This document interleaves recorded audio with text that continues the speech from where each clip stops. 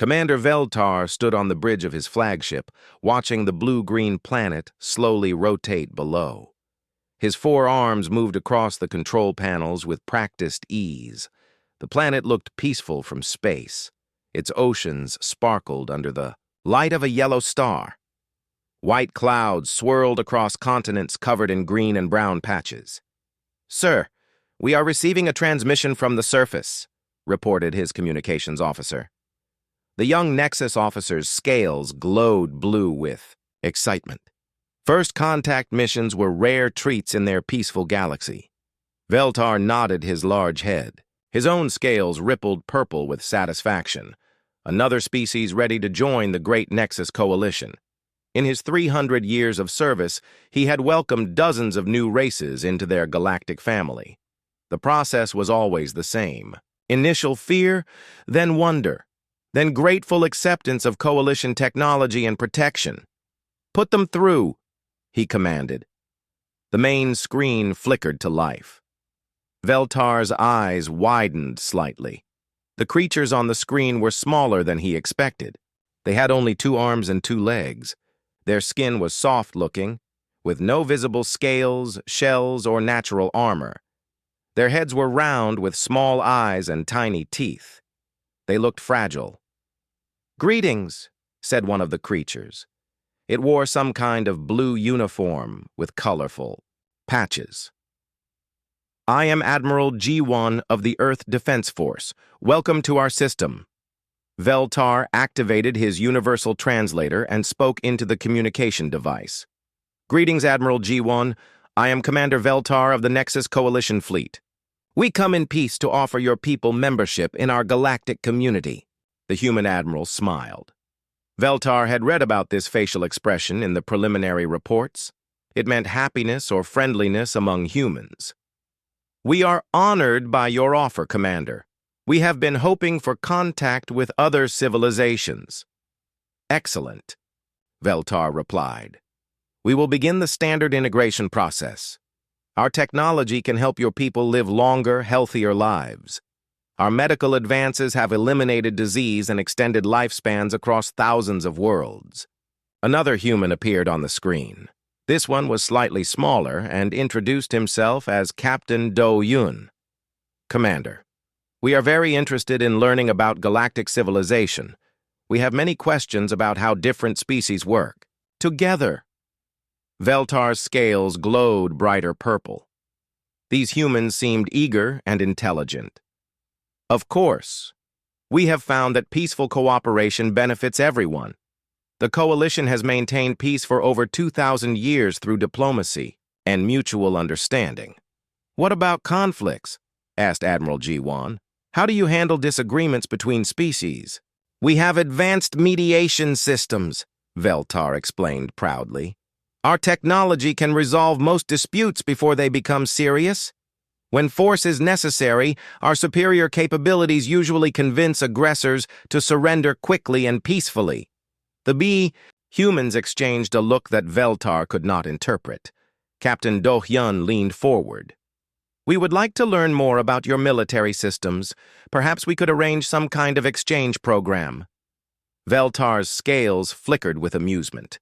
What could these small, soft creatures possibly teach the Coalition military? Still, cultural exchange was part of the integration process. "That can be arranged. We would be happy to show you our advanced weapons and defensive systems, and we would be honored to share our own military traditions," said Admiral G1. The conversation continued for another hour. Veltar learned that humans came from a planet they called Earth. They had been fighting among themselves for thousands of years before recently uniting under a single government. This was common among young species. Most races went through a period of internal conflict before achieving the wisdom to join the galactic community. The humans asked many questions about Coalition military doctrine. They wanted to know about fleet formations, weapons technology, and combat tactics. Veltar was happy to share general information. The humans seemed fascinated by everything. "Commander," said Captain Do Yun, "we have been wondering about your combat experience. Has the Coalition faced many serious military threats?" Veltar's scales shifted to a confident gold color. We have dealt with various pirate groups and occasional aggressive species. However, our technological superiority and numerical advantages usually resolve conflicts quickly. Most enemies surrender when they realize they cannot win. What about when surrender is not an option? Asked Admiral G1. The question puzzled Veltar. I do not understand. Surrender is always an option when defeat is certain. It is the logical choice. The two humans looked at each other again. Of course, said Captain Do-hyun. Logic is important. After the meeting ended, Veltar felt pleased with the contact. The humans seemed like a promising addition to the coalition. They were clearly intelligent and eager to learn. Their questions about military matters showed they understood the importance of security in a dangerous galaxy. Sir, said his communications officer, the humans are requesting permission to send a small delegation to our fleet for the cultural exchange. Approved, Veltar replied. Assign them quarters on Deck 7. Make sure they have access to our cultural databases and basic military training facilities. 3 days later, a small human vessel docked with Veltar's flagship. 2 humans came aboard for the exchange program. Lieutenant Minji was a young female with short dark hair and quick, intelligent eyes. Sergeant Hyunwoo was a male with broader shoulders and calm, watchful expressions. Veltar met them in the main docking bay.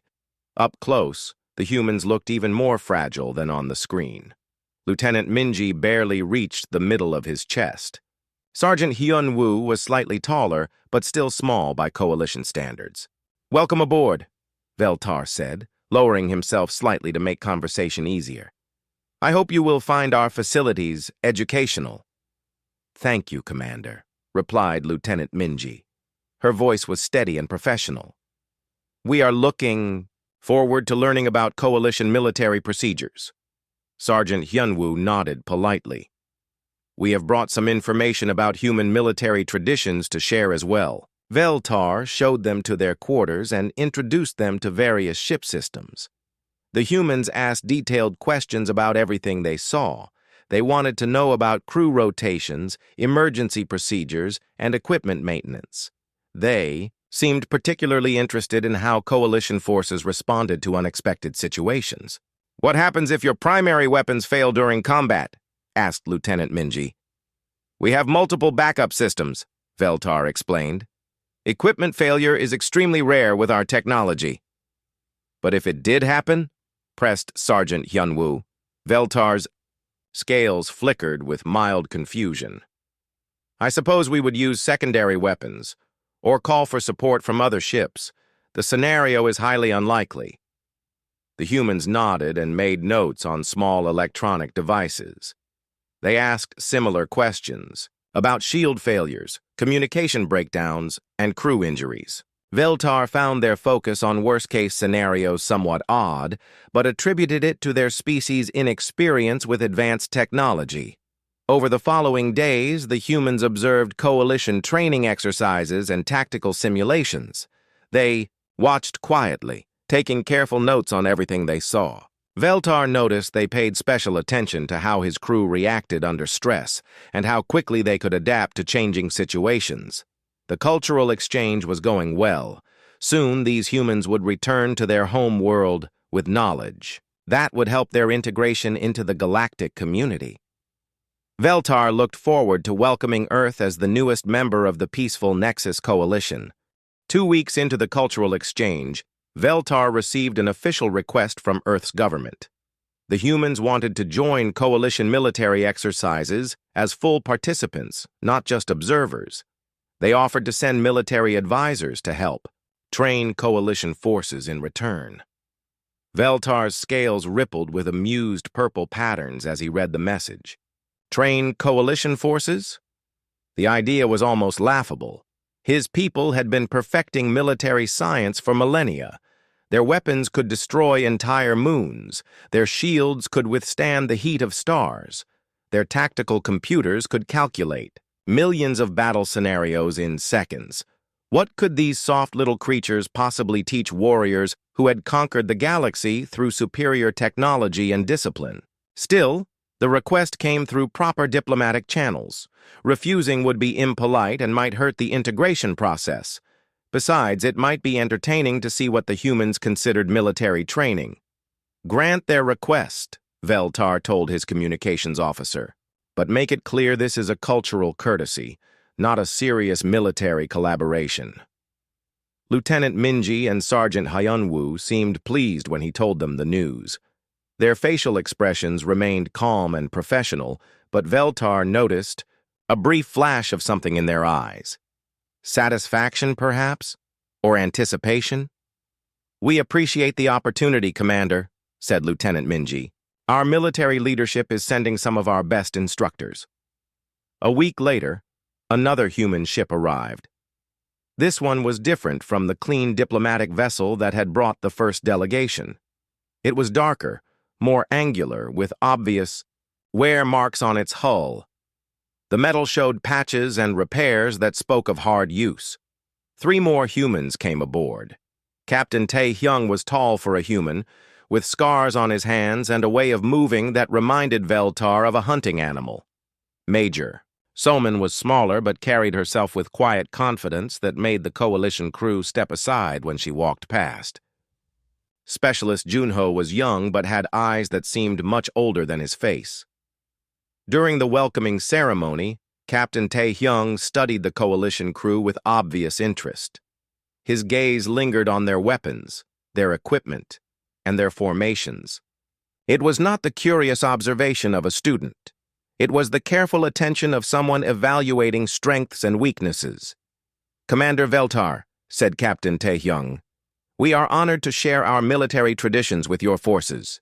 Where would you like us to begin?" Veltar gestured toward the training facilities. "Perhaps you could demonstrate some of your combat techniques. We are always interested in learning about different cultural approaches to warfare." The humans exchanged glances. "Combat techniques," repeated Major Soman. "Yes, we can show you those. But first, we would like to understand your current training methods." Over the next few days, the humans observed coalition military exercises with intense focus. They watched target practice, tactical simulations, and combat drills. They asked dozens of questions that Veltar found increasingly strange. "How do your soldiers perform when they are injured?" asked Specialist Junho. "Injured soldiers report to medical facilities for treatment," Veltar replied. "They are replaced by fresh troops." "What if medical facilities are not available?" Veltar's scales flickered with confusion. "Medical facilities are always available. Our ships carry advanced healing technology." "But what if the ship is damaged?" "Then we call for evacuation or support vessels." The human specialist made notes on his device. "What if evacuation is not possible?" These questions made no sense to Veltar. Coalition military doctrine was based on technological superiority and overwhelming force. Scenarios where soldiers fought without support, medical care, or backup were simply not realistic. The coalition had the resources to avoid such primitive situations. Lieutenant Minji approached him after a weapons demonstration. "Commander, we notice your soldiers train primarily with energy weapons and automated systems. Do they learn hand-to-hand combat?" "Basic techniques for ceremonial purposes," Veltar replied. "Modern warfare does not require primitive fighting." "Methods? What if their weapons malfunction or run out of power?" Veltar's scales shifted to patient yellow. "Our weapons are extremely reliable. They have power cells that last for months of continuous use." "But if something did happen?" pressed Sergeant Hyunwoo. "Then they would retreat and rearm," Veltar explained. "Or call for support. Our logistics networks ensure that supplies are always available." The humans nodded and continued taking notes. Veltar noticed they also spent time talking quietly among themselves in their own language. The universal translator could handle their words, but they seemed to use a lot of terms that had no direct translation. Captain Tae-hyung requested permission to review coalition casualty reports from previous conflicts. We want to understand how your forces handle losses and stress. Veltar provided the requested data. Coalition casualties were extremely low in most conflicts. Their advanced shields and medical technology protected soldiers from serious harm. Most casualties were minor injuries that healed completely within days. Interesting, said Major Somin after reviewing the reports. Your soldiers have very little experience with severe pain or permanent injury. That is correct, Veltar replied proudly. We consider the preservation of life to be the highest military virtue. And how do they respond to fear? The question caught Veltar off guard. Fear? Yes. When facing death or overwhelming odds. How do your soldiers handle psychological pressure? Veltar's scales shifted to thoughtful blue. Our soldiers are trained to follow orders and trust in their equipment. Fear is minimized through proper preparation and superior technology. What if preparation is not enough? Asked Captain Tae-hyung. What if superior technology fails? Veltar was beginning to find these questions frustrating. The humans seemed obsessed with impossible scenarios and worst-case situations. Such circumstances do not occur in modern warfare, he said firmly. The coalition has advantages that make defeat extremely unlikely. The humans exchanged another one of their meaningful looks. Of course, said Major Somin politely. We are simply curious about theoretical situations. That evening, Veltar reviewed the exchange program progress. The humans were learning everything they asked about coalition military systems. They had observed weapons tests, studied tactical manuals, and interviewed dozens of crew members. Their questions were detailed and intelligent, but what were they offering in return? So far, the humans had not demonstrated any of their own military techniques. They claimed to be preparing a presentation, but they spent most of their time observing and asking questions. Veltar decided to be direct. Captain Tae-hyung, he said during their next meeting, when will you begin sharing human military methods? With my forces? The human captain smiled. It was not the friendly expression Veltar had seen from other humans. This smile was sharp and cold. Very soon, Commander. We are almost finished with our preparations. What exactly will you be demonstrating? How humans fight when everything goes wrong, replied Captain Tae-hyung. When technology fails, when support is cut off, when retreat is impossible, when there is nothing left but will and determination. Veltar's scales rippled with polite skepticism. I see. And you believe this has practical applications for coalition forces?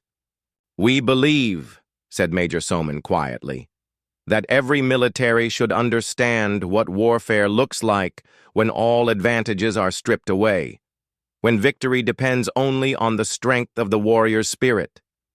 Specialist Junho nodded. In our language, we have a saying, the true soldier is revealed when everything else is taken away. Veltar filed these comments away as interesting cultural insights. The humans clearly had a more primitive view of warfare than civilized species. Still, their dedication was admirable, even if their methods were outdated. Soon, this exchange would be complete. The humans would return to Earth with knowledge of advanced military science. The coalition would have fulfilled its diplomatic obligations. Everyone would benefit from the cultural sharing. Veltar had no idea that the humans had been studying more than just coalition technology and tactics. They had been evaluating something much more fundamental, the character and psychological limits of their new galactic neighbors. 3 days later, Veltar received orders that made his scales glow with excitement. The fleet was being deployed to the Outer Rim territories to investigate reports of increased pirate activity. This would be perfect for the cultural exchange. Program. The humans could observe real coalition military operations instead of just training exercises. Prepare the fleet for departure, Veltar commanded. and inform our human guests that they will have the opportunity to see coalition forces in action. Lieutenant Minji and Sergeant Hyun-woo received the news with calm professionalism. Captain Tae-hyung actually smiled when told about the mission. Major Soman asked detailed questions about the expected threats and operational parameters. "What kind of resistance do you anticipate?" she asked.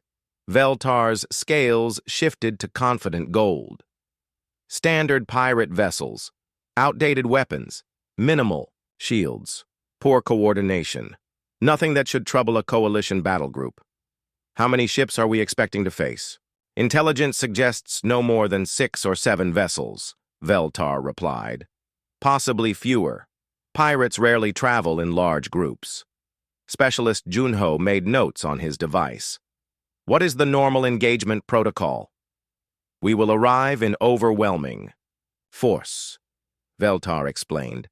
"The pirates will scan our capabilities and realize resistance is hopeless. They will surrender or flee. If they choose to fight, the engagement will be brief." The humans listened carefully to every detail. They asked about communication procedures, formation tactics, and rules of engagement. They seemed particularly interested in how coalition crews responded to combat stress and unexpected developments. "What if the intelligence reports are wrong?" asked Captain Tae-hyung. "What if there are more ships than expected?" Veltar's scales rippled with amusement. "Then we call for additional support. The coalition has vast resources. We can deploy as many ships as necessary to ensure victory." The journey to the outer rim took 6 days. During the trip, the humans continued their observations and questions. They studied crew routines, equipment maintenance procedures, and emergency protocols. They seemed fascinated by how the coalition military operated when not in direct combat.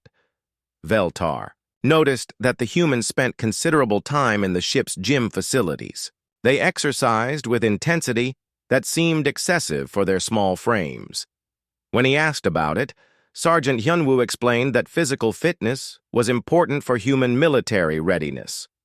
"Our bodies are not as naturally strong as other species," Hyunwoo said while lifting weights that would challenge even a coalition warrior. "We must work harder to prepare for combat." Lieutenant Minji practiced what she called close quarters combat techniques. Her movements were fast and precise, designed for fighting in tight spaces with minimal equipment. When Veltar asked why such skills were necessary, she replied that humans trained for situations where advanced weapons might not be available. The concept puzzled Veltar. Why would weapons not be available? Coalition logistics ensured that soldiers always had proper equipment. Still, he found the human dedication to physical training admirable, if primitive. On the 6th day, the fleet reached the patrol zone. Sensors immediately detected 7 vessels of unknown configuration hiding among the asteroids of a mining system. The ships were larger than typical pirate craft, but still much smaller than coalition warships. "Unknown vessels. This is Commander Veltar of the Nexus Coalition Fleet," he broadcast on all frequencies. "You are operating illegally in coalition space. Power down your weapons and prepare to be boarded." The response came quickly. "Coalition. Dogs, this is Captain Kresh of the Red Fang Pirates. We do not recognize your authority here.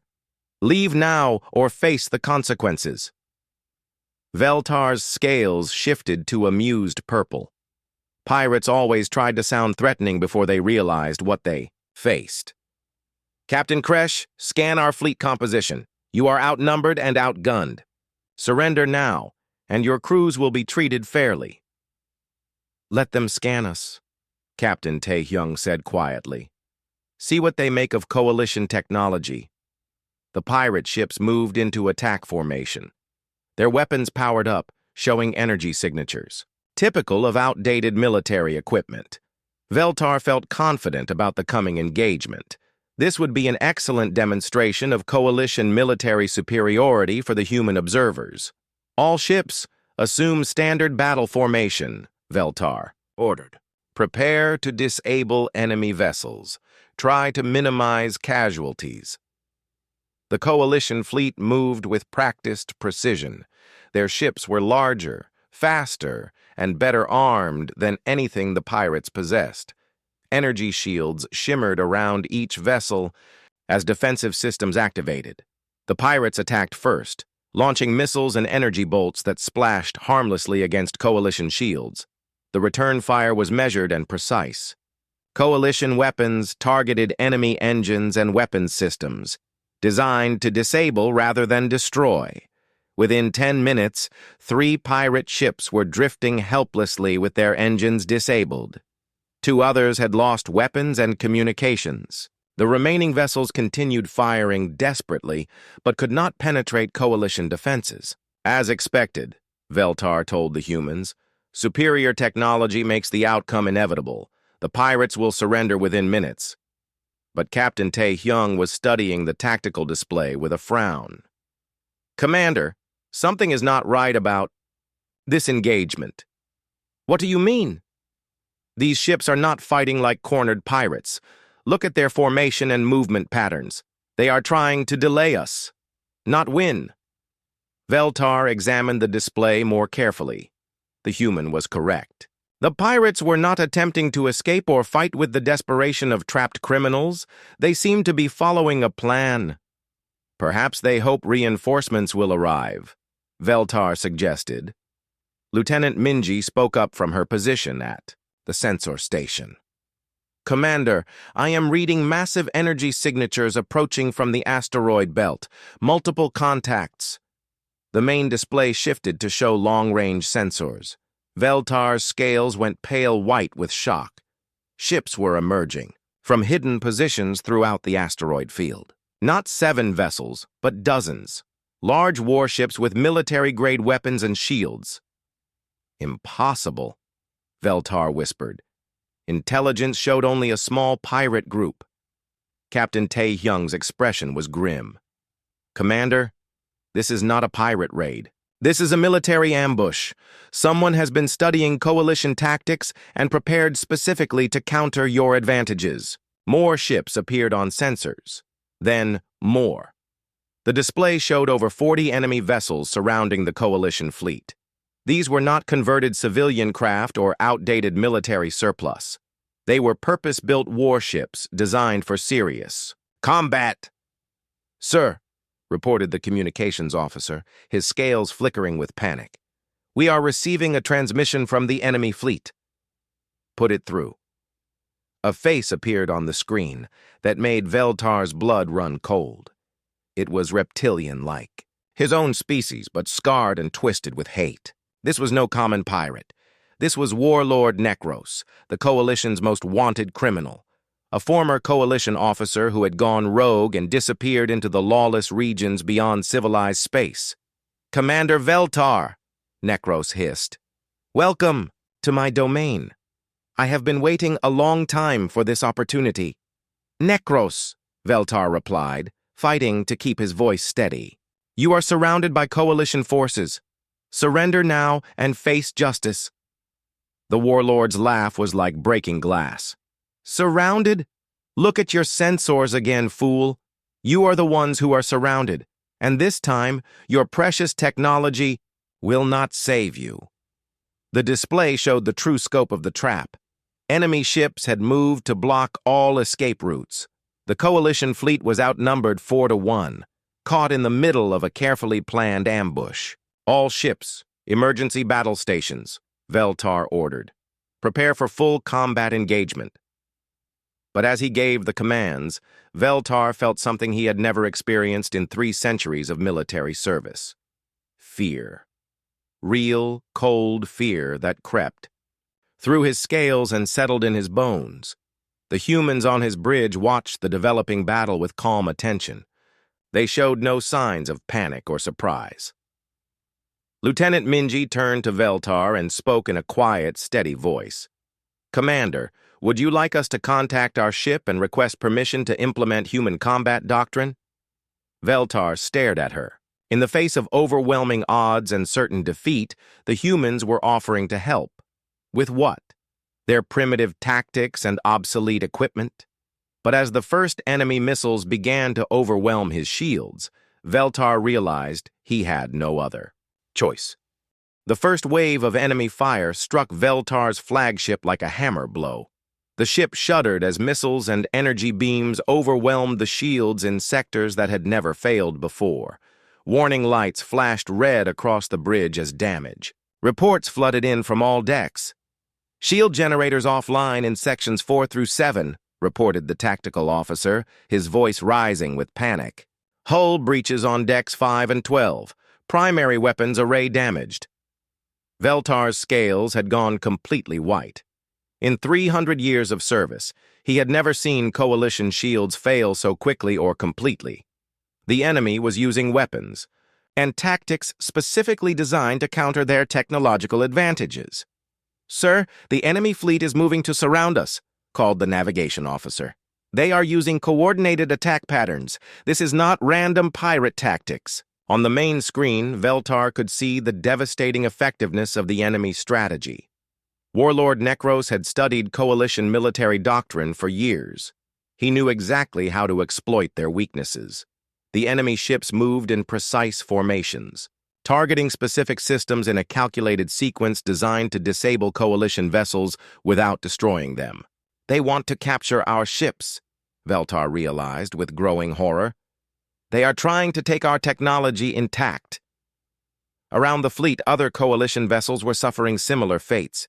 The cruiser Starfire had lost main power and was drifting helplessly.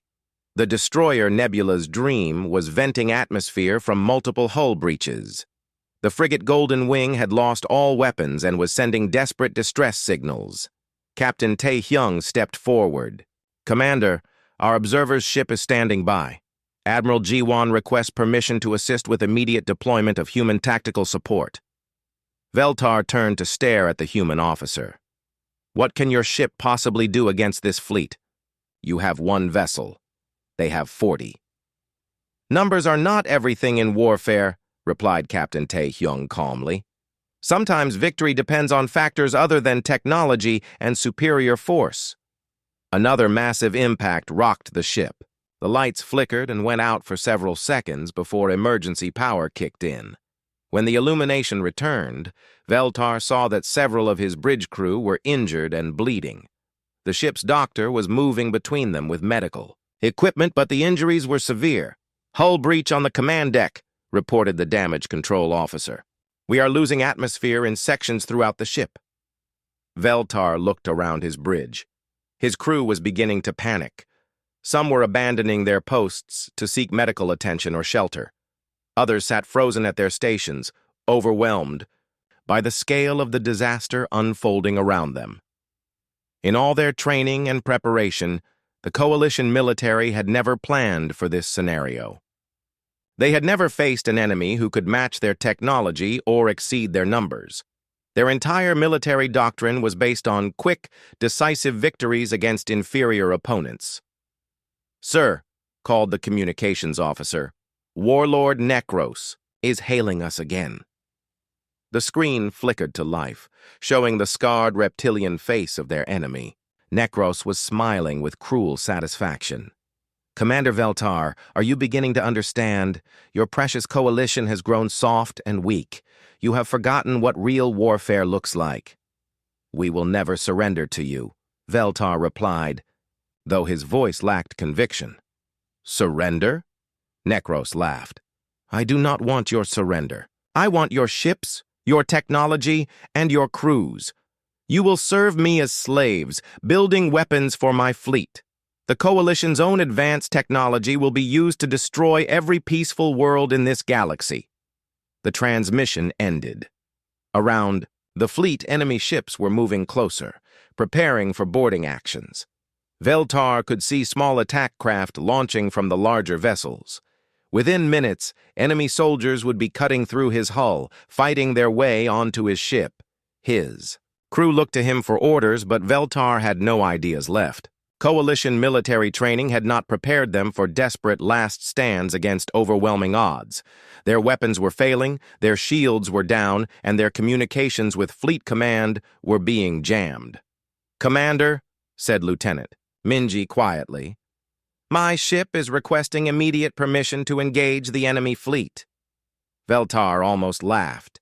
One human ship against 40 enemy warships? It would be destroyed in seconds. But then he looked at the human officer's face. She showed no signs of fear or doubt. Her expression was calm and determined, as if she faced impossible odds every day. "What exactly does your ship intend to do?" Veltar asked.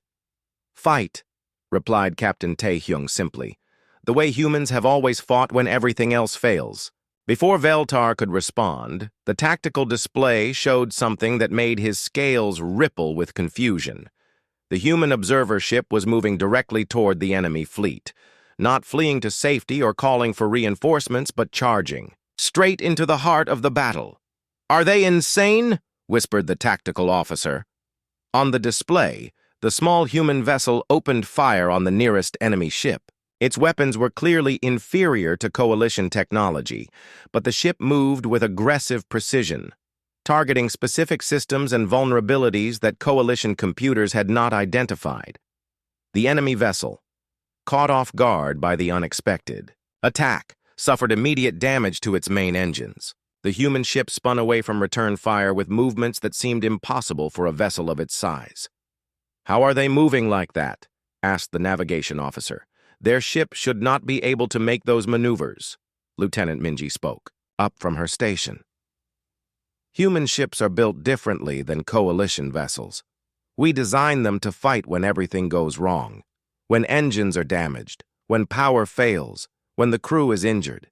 We build ships that can keep fighting no matter what happens to them." On the tactical display, more human vessels were appearing, ships that had been hidden in the asteroid field, waiting for the right moment to strike. They were smaller then, Coalition warships, but moved with deadly purpose. "Commander," said Captain Taehyung, "Admiral Ji-won sends his compliments and requests permission to coordinate joint tactical operations." Veltar stared at the display. The humans had somehow hidden an entire fleet in the asteroid field. They had been watching and waiting while the Coalition forces walked into the trap, but instead of fleeing when the ambush was revealed, they had chosen to fight. "How many ships do you have?" Veltar asked. "Enough," replied Captain Taehyung. "But we will need your crew to follow human tactical doctrine. Our way of fighting is different from what you are used to." Another massive impact shook the ship. This time, the hull breach was close enough that Veltar could hear the sound of atmosphere venting into space. Emergency blast doors sealed automatically, but several crew members were trapped on the other side. "They are cutting through the outer hull," reported the security chief. "Enemy boarding parties will reach the main corridors within minutes." Veltar looked around his damaged bridge. His beautiful, advanced ship was being torn apart by enemy weapons. His well-trained crew was panicking under pressure they had never been taught to handle. His sophisticated military doctrine was proving useless against an enemy who fought without honor or restraint. The humans were offering help, but accepting that help meant admitting that the Coalition's military superiority was an illusion. It meant acknowledging that there were forms of warfare that civilized species had forgotten. The blast doors to the bridge suddenly glowed red-hot as enemy soldiers began cutting through them with plasma torches.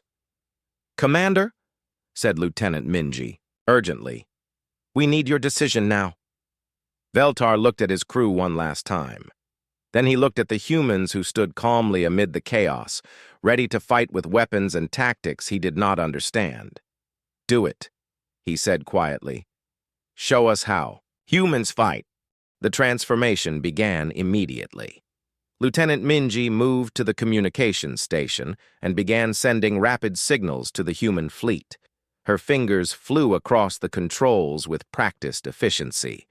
Captain Taehyung walked to the tactical display and started giving orders that made no sense to Veltar.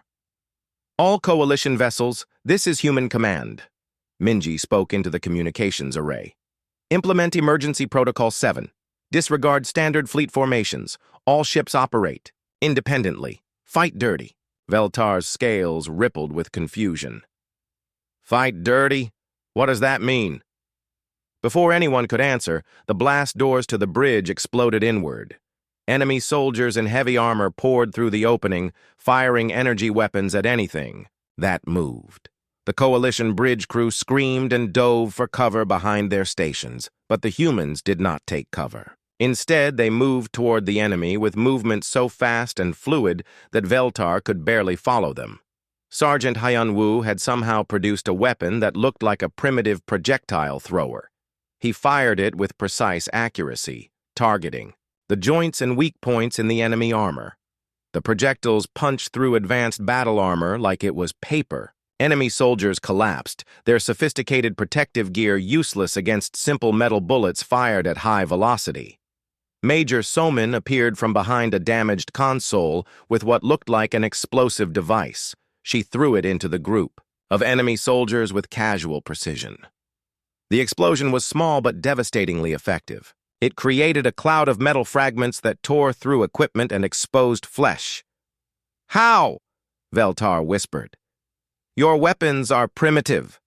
How are they penetrating advanced armor?"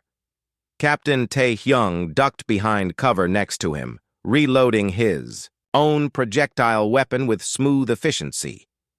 Primitive sometimes works better than advanced. Their armor is designed to stop energy weapons and deflect plasma beams. It was not designed to stop old-fashioned bullets moving at 3,000 feet per second. More enemy soldiers were pushing through the breach, but the humans had turned the bridge into a deadly maze. They used damaged equipment as cover and improvised weapons from ship components. Specialist Junho had somehow turned a broken computer terminal into an electrical weapon that disabled enemy armor systems. The fighting was unlike anything Veltar had ever seen. The humans did not follow any civilized rules of combat. They used every advantage available, no matter how small or unconventional. When they ran out of ammunition, they fought with pieces of broken metal. When their improvised weapons failed, they used their bare hands with terrifying effectiveness. "Commander," called Lieutenant Minji from her position behind the communication station, "human fleet units are engaging enemy vessels. We need your crew to implement emergency damage control procedures." Veltar looked around the bridge. His crew was still cowering behind their stations. The other half was staring in shock at the humans who were systematically destroying enemy soldiers with weapons that belonged in a museum. "What kind of damage control?" Veltar asked. "The kind that keeps fighting when everything breaks," replied Captain Tae-hyung. He had somehow acquired an enemy plasma rifle and was using it to devastating effect. "When main power fails, you use backup power. When backup power fails, you use emergency batteries. When those fail, you use hand cranks and muscle power." "That is impossible. Modern ships cannot function without main power systems." Sergeant Hyun-woo looked up from where he was stripping weapons from fallen enemy soldiers. "Human ships can function without any power at all. We build them to keep fighting when everything goes wrong." On the tactical display, Veltar could see the human fleet engaging the enemy with tactics that defied everything he knew about space warfare.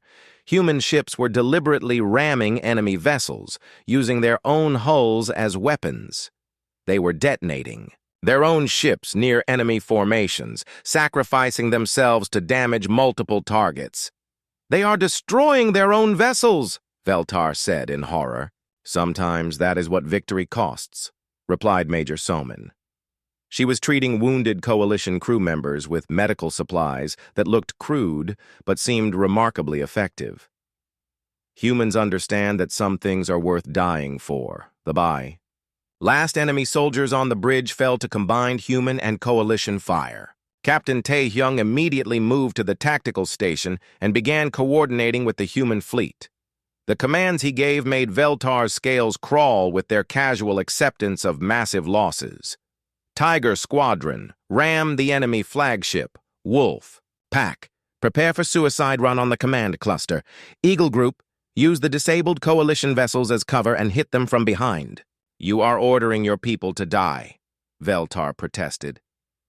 "I am ordering them to win," Captain Tae-hyung replied calmly. "Death is just one possible outcome of warfare. Defeat is much worse." On the main screen, the battle had turned into something from a nightmare. Human ships fought with a ferocity that seemed to stun the enemy fleet. When their weapons failed, they used their engines as weapons. When their engines failed, they used their life support systems to create poison gas clouds. When those failed, human crews in spacesuits continued fighting with handheld weapons. A human destroyer, its hull breached in dozens of places and venting atmosphere, managed to destroy 2 enemy cruisers by ramming them while its crew set off. Explosive charges throughout the ship. The blast was visible across the entire battlefield. "How can they fight like this?" Veltar asked. "How can they keep going when everything is lost?" Lieutenant Minji looked up from her station. "Because everything is not lost until the last human stops fighting.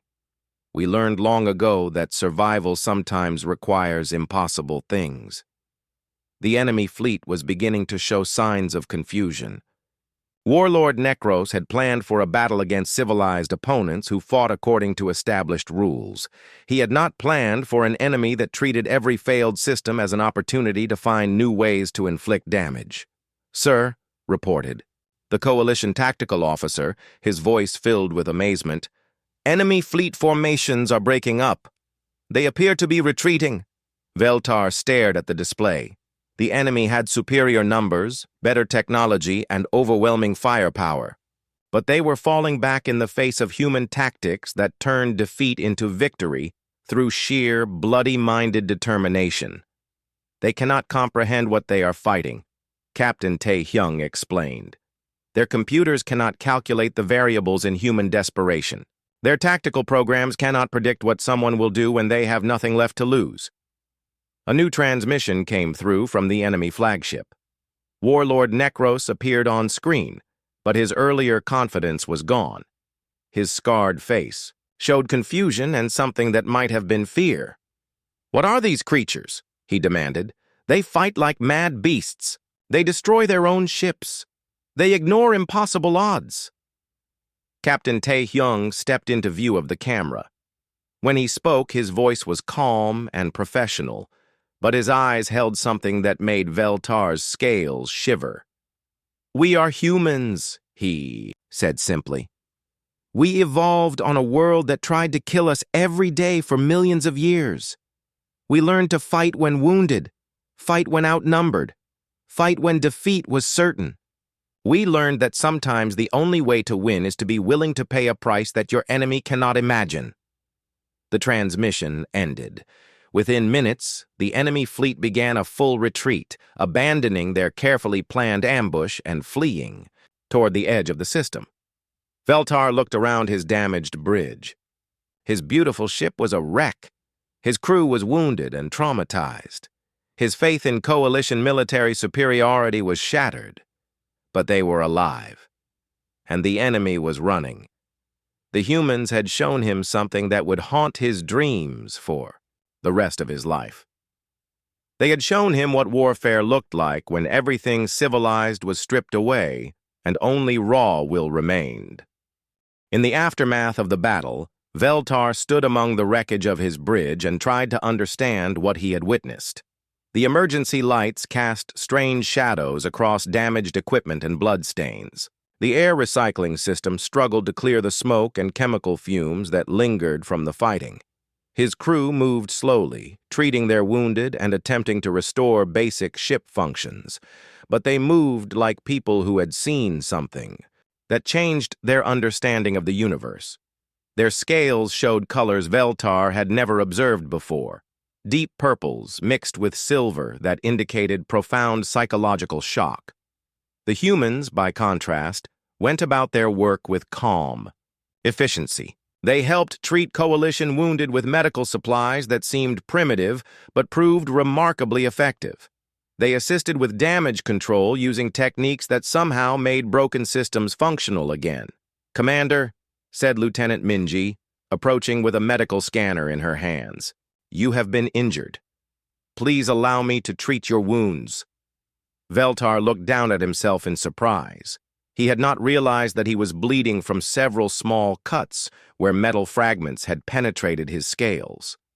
The adrenaline of combat had masked the pain. I did not know I was hurt, he admitted. Shock does that, Minji replied, applying something that looked like simple bandages to his wounds. The pain disappeared immediately.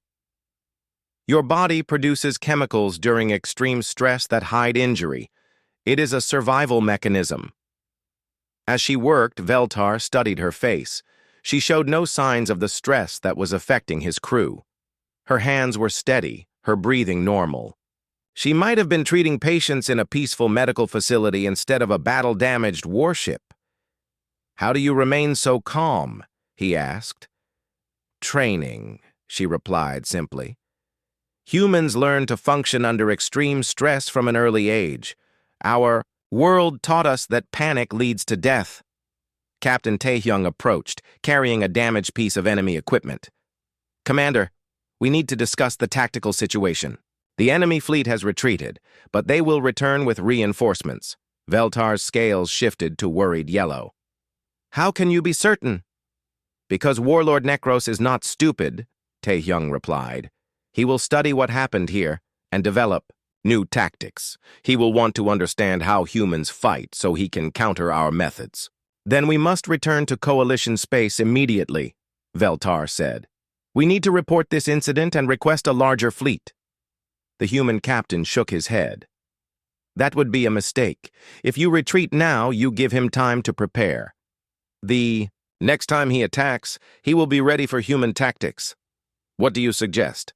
Captain Taehyung activated a portable holographic display that showed the surrounding star systems.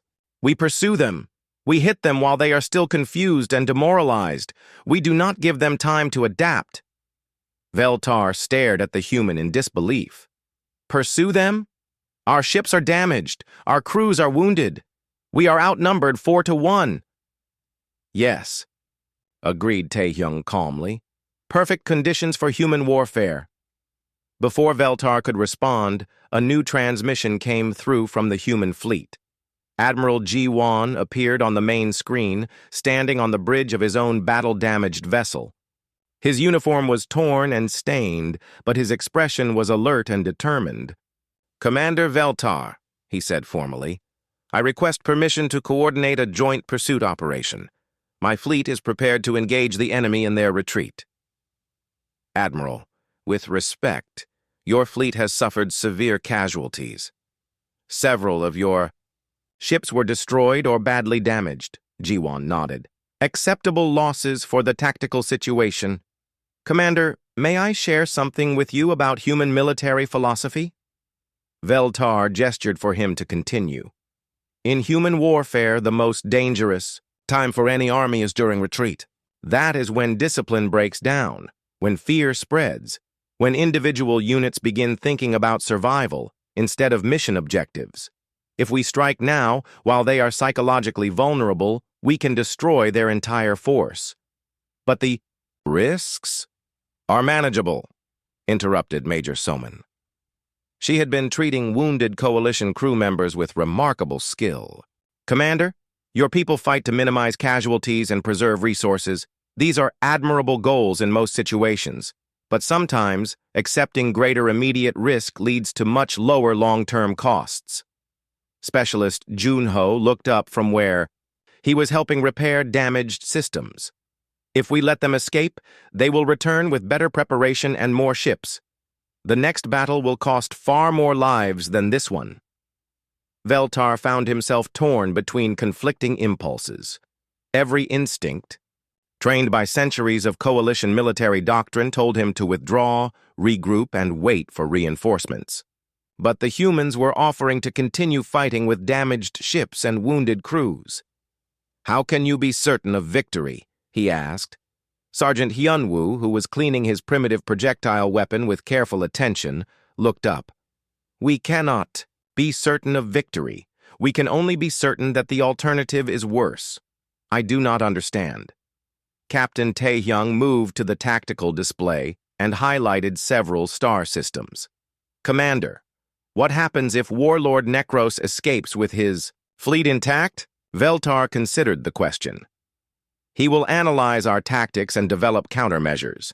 He will recruit more ships and plan new attacks. And then, he will attack other coalition worlds, civilian populations, trading centers, peaceful settlements that have no military defenses. The human captain nodded. Exactly. So our choice is simple. We can accept the risk of pursuing a dangerous enemy now, or we can guarantee that innocent people will die later. The logic was brutal, but undeniable. Veltar realized that the humans were not proposing a reckless attack. They were calculating the total cost of different strategies and choosing the path that led to the least overall suffering. Your tactics require enormous sacrifices, Veltar said quietly. Yes, agreed Admiral Jiwon from the screen. Human tactics require people to risk everything for abstract principles like duty and protection of others. We learned long ago that some things are worth dying for. Lieutenant Minji finished treating Veltar's wounds and stepped back. Commander, we are not asking you to fight like humans. We are asking you to let us fight for you. The words hit Veltar like a physical blow. These strange, small creatures were offering to sacrifice themselves for coalition civilians they had never met. They were willing to pursue a vastly superior enemy force to protect worlds that were not even their own. Why? He asked. Why would you risk so much for us? Captain Tai-hyung smiled, and for the first time, it was the warm, friendly expression Veltar had seen during their initial diplomatic contact. Because that is what allies do, he said simply. In human culture, when someone calls you friend, you protect them, even when it costs everything. Veltar looked around his damaged bridge. His crew was listening to every word of the conversation. They had seen human warriors fight with impossible courage against overwhelming odds. They had watched humans sacrifice their ships and their lives for coalition personnel, and now those same humans were offering to do it again. Admiral Jiwon, Veltar said formally, the coalition fleet will coordinate with your forces for pursuit operations. What are your orders? The human admiral's smile was sharp and cold. We are going hunting. The pursuit lasted 18 hours. 18 hours that changed everything Veltar thought he knew about warfare, courage, and the price of victory. The combined human coalition fleet followed the enemy's trail through 3 star systems. The humans had somehow managed to track ships that were using advanced stealth technology and jamming equipment. When Veltar asked how this was possible, Captain Tae-hyung explained that human ships carried sensors designed to detect traces that other species overlooked. We look for things that others consider unimportant, he said. Heat signatures from damaged engines, chemical traces from life support systems, electromagnetic patterns from computer networks. Our technology may be primitive, but we use it in ways that advanced civilizations never consider.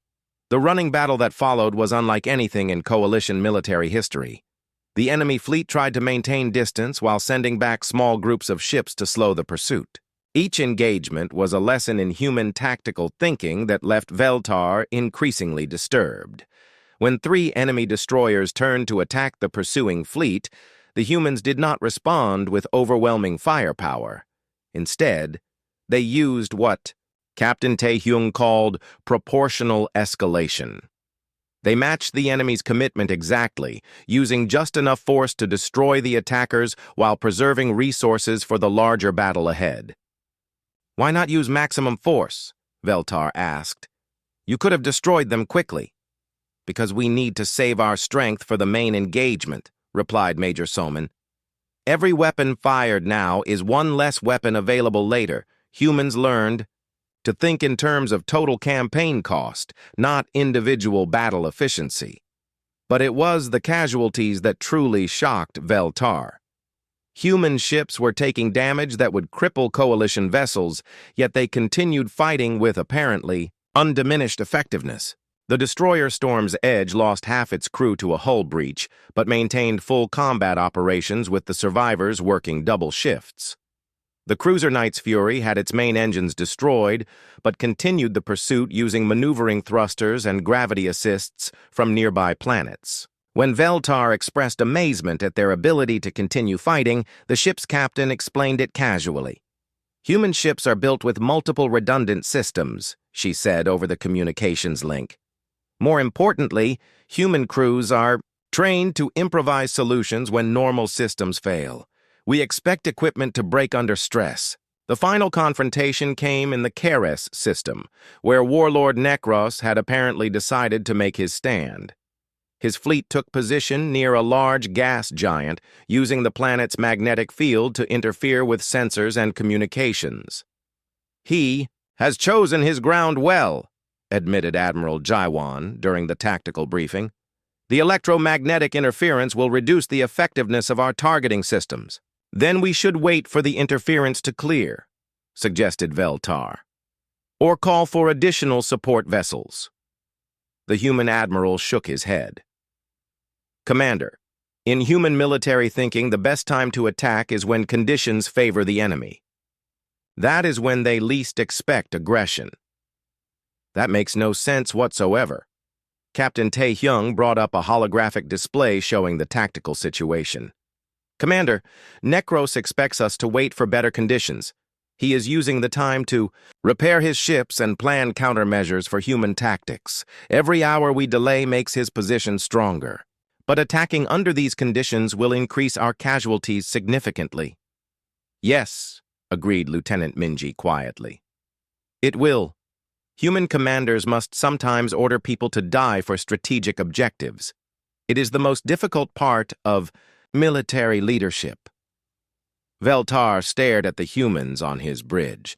They were discussing the deaths of their own people with the same calm professionalism they applied to equipment maintenance schedules. Yet he could see the weight of those decisions in their eyes.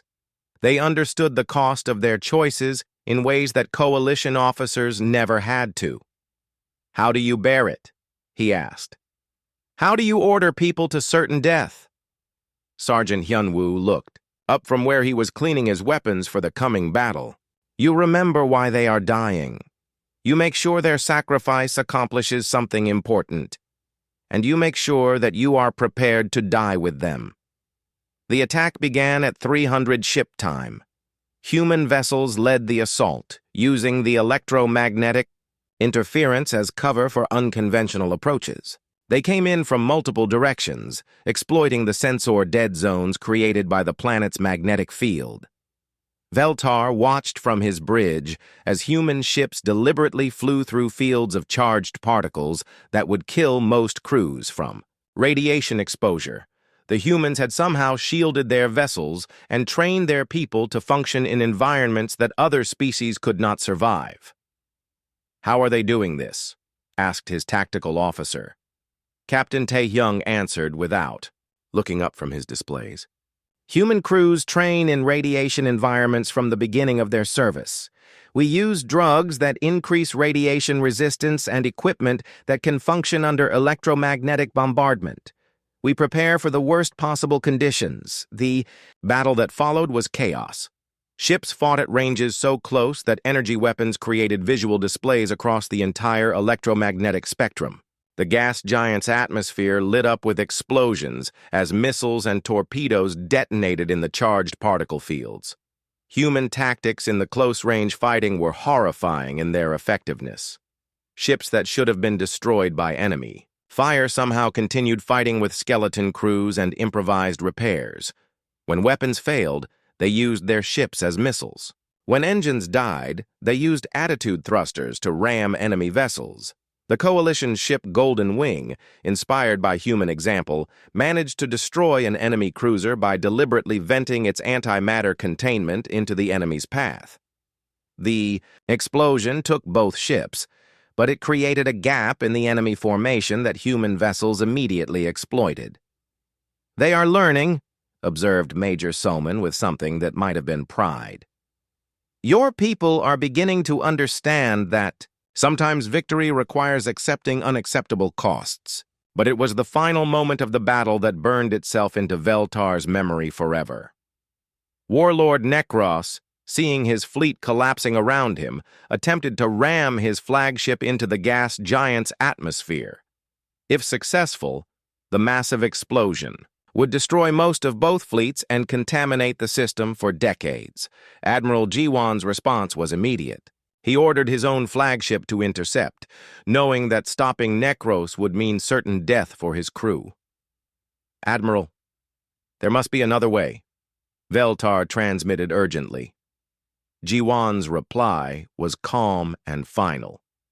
"Commander, some things are more important than individual survival. Please tell Earth that we served with honor."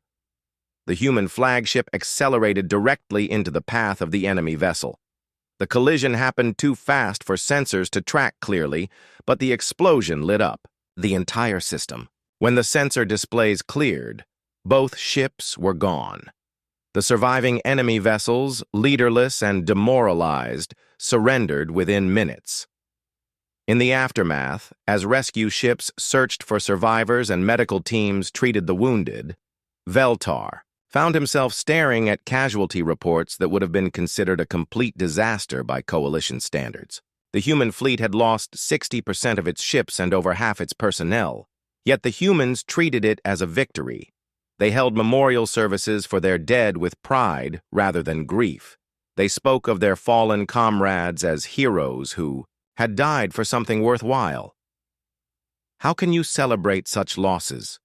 Veltar asked Captain Tae-hyung, who had survived the battle but lost most of his crew. The human officer was quiet for a long moment. When he spoke, his voice carried a weight that Veltar had never heard before. "Commander, in human culture, there are two kinds of death. There is death that means nothing, and death that means everything. Our people died to protect innocent civilians from a madman who would have killed millions. Their deaths purchased safety for worlds full of children who will never know their names." He turned to look at Veltar directly. "In human thinking, that is the most honorable way to die. It is what we all hope for when we accept military service." Veltar realized that he had witnessed something that would change the Coalition forever. The humans had shown them a form of warfare based not on technological superiority or overwhelming force, but on the willingness to sacrifice everything for principles that mattered more than life itself. It was terrifying, and it was magnificent. 6 months later, Veltar sat in the Coalition High Command briefing room, staring at a report that his superiors could barely comprehend. The document contained his official analysis of human military capabilities, but the words on the pages could not capture what he had experienced. "Commander," said Fleet Admiral Zentash, her ancient scales glowing with confusion, "your report contains recommendations that contradict 2,000 years of Coalition military doctrine. You are suggesting that we train our forces to accept massive casualties. You are recommending that we build ships designed to continue fighting when critically damaged." Veltar looked around the conference table at the assembled Coalition leadership. Admirals, generals, and strategists from dozens of species, all trying to understand something that challenged their most basic assumptions about civilized warfare. "Honored Admiral," he replied carefully, "my recommendations are based on observed human combat effectiveness. Their military philosophy produces results that our current doctrine cannot match." "But the cost," protested General Quicks, his crystalline form flickering with distress. "The casualty rates you describe are barbaric. No civilized species could accept such losses." "That is precisely the point," Veltar said quietly. "Humans are willing to accept costs that we consider unthinkable. That willingness is itself a weapon that our enemies cannot counter." He activated a holographic display showing the battle statistics from the Keras system. Warlord Necros had superior numbers, better technology, and tactical advantage. By every measure of conventional military analysis, he should have won decisively. Instead, his entire fleet was destroyed by an enemy that was willing to sacrifice everything for victory. "You are asking us to become savages," said Admiral Zentash. Veltar's scales shifted to deep purple, the color of profound disagreement. "No, Honored Admiral. I am asking us to understand what we are truly dealing with. Humans are not savages. They are the most dangerous military force this galaxy has ever seen, precisely because they combine advanced intelligence with the willingness to pay ultimate prices. He paused, remembering Captain Tae-hyung's calm face as he discussed ordering people to their deaths. They do not fight like savages. They fight like people who understand that some things are worth dying for. The debate continued for hours. Some coalition leaders wanted to classify humans as a potential threat and restrict their access to advanced technology. Others argued for complete military integration, adopting human tactics wholesale. A few suggested that humanity should be quarantined to prevent their infection of coalition military thinking. Through it all, Veltar found himself thinking about Lieutenant Minji and Sergeant Hyunwoo. They had returned to Earth after the battle, but their quiet competence and terrifying efficiency haunted his dreams.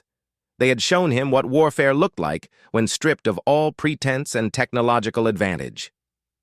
"Commander," said Fleet, Admiral Zentash during a brief recess, "do you truly believe that humans represent the future of galactic military power?"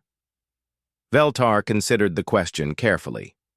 "Admiral, I believe that humans represent something we have forgotten. They remember what warfare was like before we became civilized.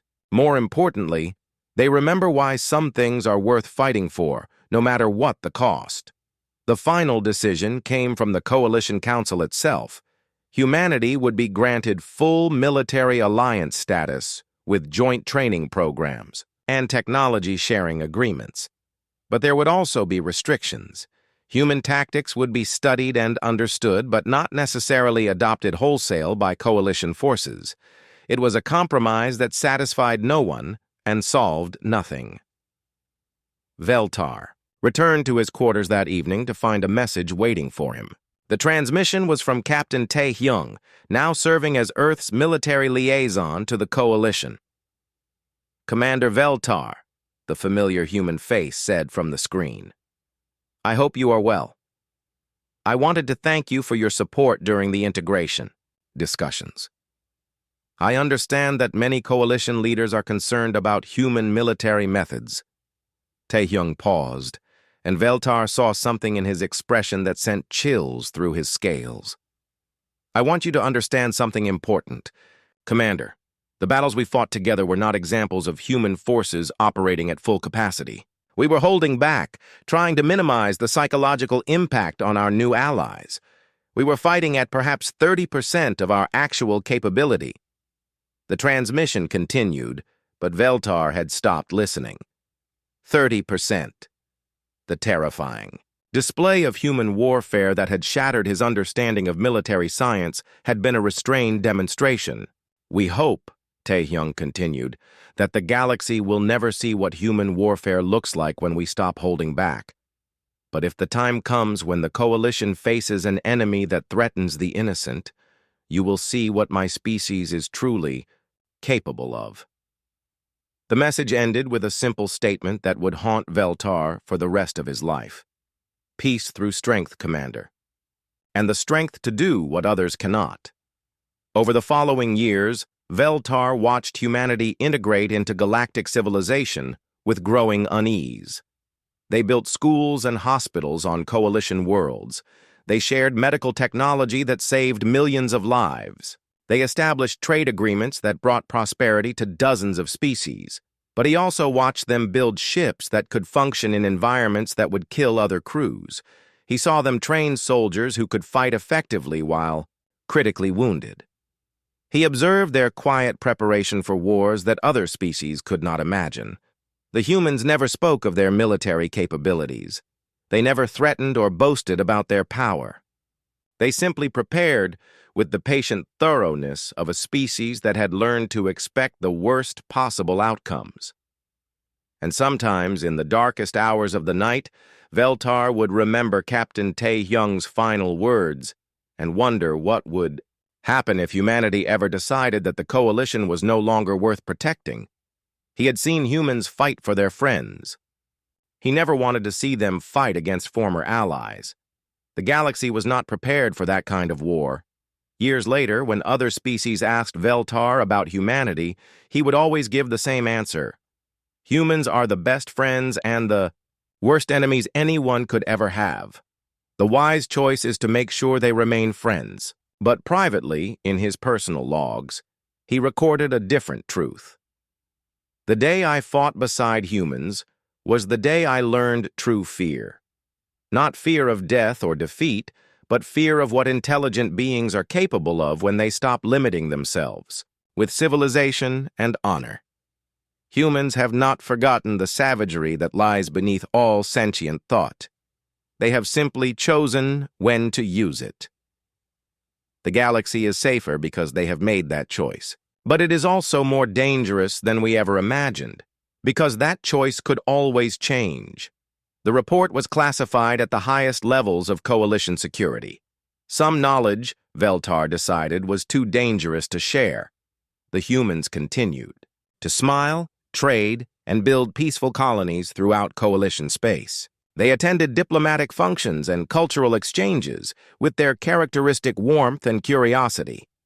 And they prepared for wars that no one else could imagine, with weapons that no one else would use, for reasons that no one else could understand. The day Veltar fought beside humans was the day he learned that the most terrifying thing in the galaxy was not a monster or a weapon or a natural disaster. The most terrifying thing in the galaxy was someone who would sacrifice everything for strangers because such people would stop at nothing to protect what they loved.